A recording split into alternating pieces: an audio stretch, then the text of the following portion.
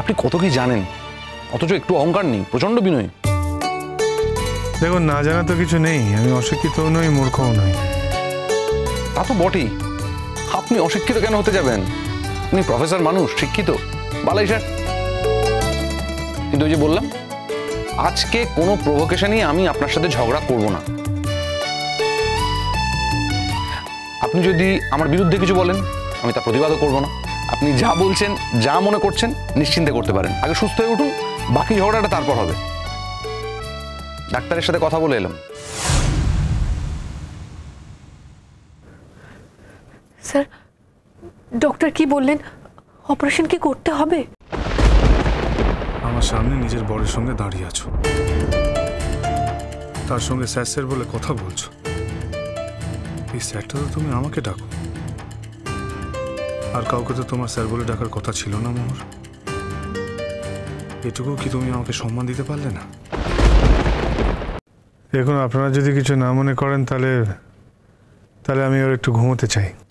100 বার আমি আপনাকে বেশিক্ষণ বিরক্ত করব না। না না, আমি নয়, আমরা। মোহরের কথা বলছেন, কিন্তু মোহর আর আমি তো একসাথে আসিনি। তাতে কি হয়েছে? আপনি ওকে একটু ড্রপ করে দেবেন না? একসাথে আসেনি তো কি হয়েছে? সন্ধ্যা হয়ে গেছে, আপনি একটু নিয়ে যান, আপনার গাড়িতে করে ড্রপ করে দিন। আমি একা চলাফেরা করার ক্ষমতা রাখি। আমি পরনির্ভরশীল নই। পরনির্ভরশীল? এখানে পরটা কে? জীবনের সব থেকে নিজের লোককে কেউ পর বলে নাকি?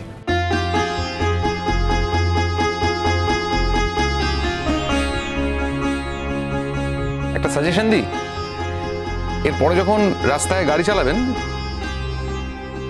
তখন রাগ করে দুমদাম জোরে গাড়ি চালাবেন না, তাহলে কি দুর্ঘটনাগুলো ঘটবে না। রাগ? কে বলেছে আমি রাগ করেছি? আর তাছাড়া আমি যে জোরে জোরে গাড়ি চালিয়েছি, সেটাই বা কে আপনাকে খবর দিল? আপনার বান্ধবী? ও, আমার বান্ধবীকে আপনি চেনেন? না, আমার বান্ধবীর খবর আপনি রাখেন দেখছি। চমৎকার। সরি, আমি ভুল বলেছি। বান্ধবী কেন হবে? বান্ধবীর থেকেও অনেক কিছু।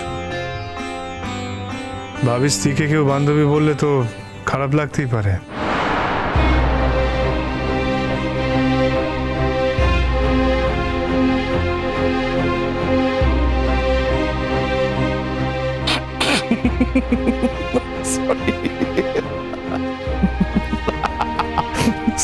সরি।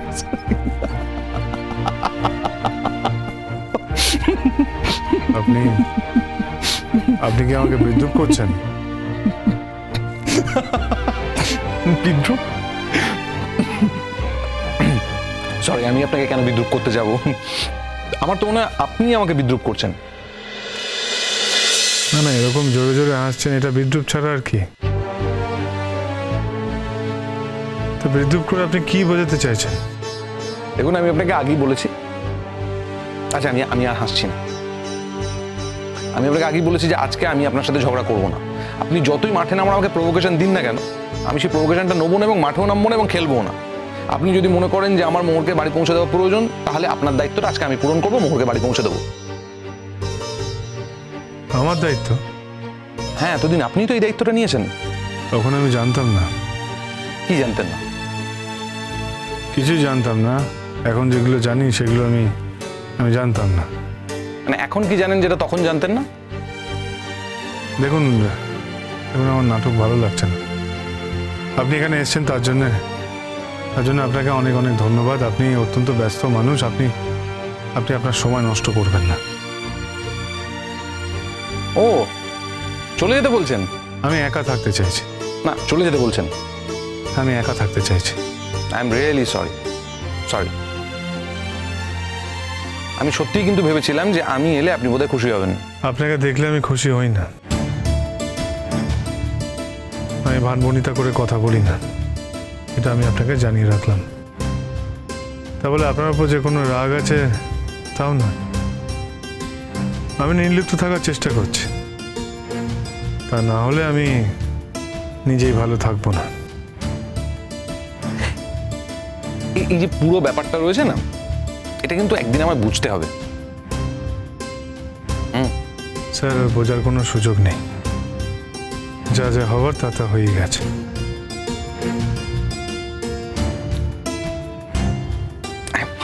শুনুন, আপনি এখন এইসব আপনার যা ইচ্ছা আপনি তাই করুন, আগে সুস্থ হয়ে উঠুন। সুস্থ হয়ে ওঠার পর আমি নিশ্চিত যে বোঝা এবং বোঝানোর দুটোরই সুযোগ থাকবে, তখন আপনার কাছ থেকে আমি ভালো মতো বুঝে নেব। যাই হোক, আমি বেরোই। মোর, তুমি কি যাবে? না স্যার, আমি একাই যাব, অসুবিধা হবে না। ওকে ফাইন, প্রয়োজনে ফোন করো। ভালো হয়ে উঠুন তাড়াতাড়ি। Take care.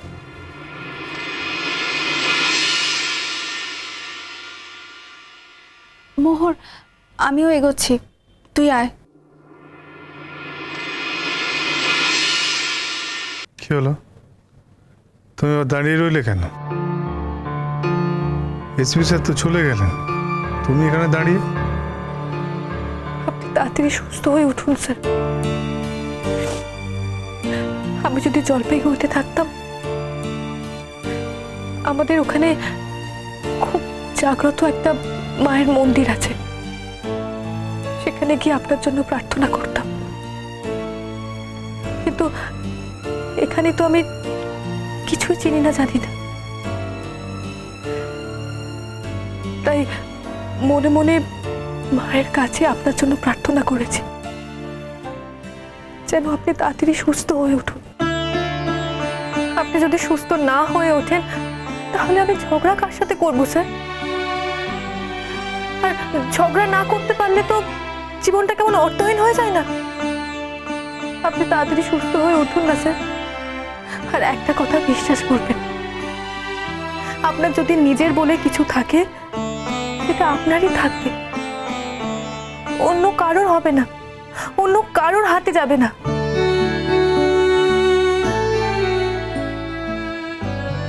ঠিক বুঝলাম না তো। কিছু না স্যার, যাকে আপনি নিজের বলে মনে করেন, তিনি আপনারই থাকবে। আপনার সঙ্গে যার বিয়ে হওয়ার কথা, তার সঙ্গে হবে স্যার। জীবনে আপনি উপযুক্ত একজন মনের মানুষ পাবেন। তা বলে আপনার চারপাশে যারা আপনার জন্য ভাবে,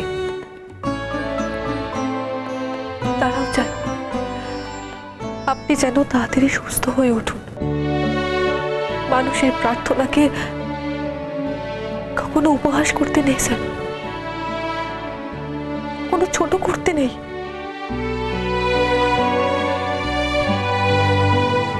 তুমি কাঁদছিলে কেন বলো তো?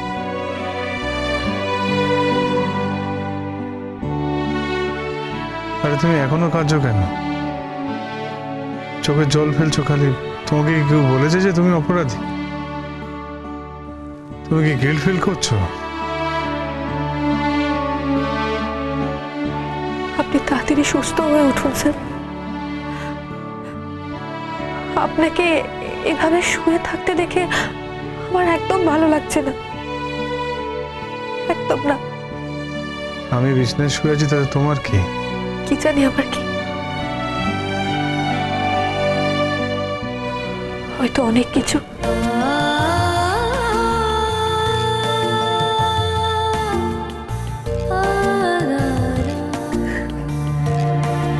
আমি আসছি স্যার, আসছি।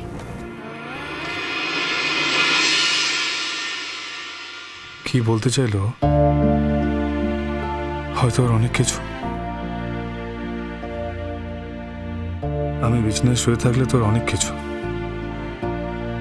ইট ওয়াজ two late, more to late. তোমার জীবন সেটেল হয়ে গেছে, সেটা তছনছ করার অধিকার তোমার নেই। এসিবি স্যারের তো কোনো দোষ নেই। তুমি যে জীবনে গেছো, সেই জীবনেই তোমাকে থাকতে হবে। ভালো থেকো মোর। তোমার এই চোখের জল আমার ভেতরের সব যন্ত্রণা সরিয়ে দিচ্ছে একটু একটু করে। সুস্থ হয়ে উঠছি আমি। একটু বিশ্বাস করুন। এই ফুল আর ফল আনতে তোমাকে কে বলেছিল মোহর? চেষ্টা, ওই ফলগুলো ওগুলো ওই গরিব দুঃখীদের দিয়ে দাও।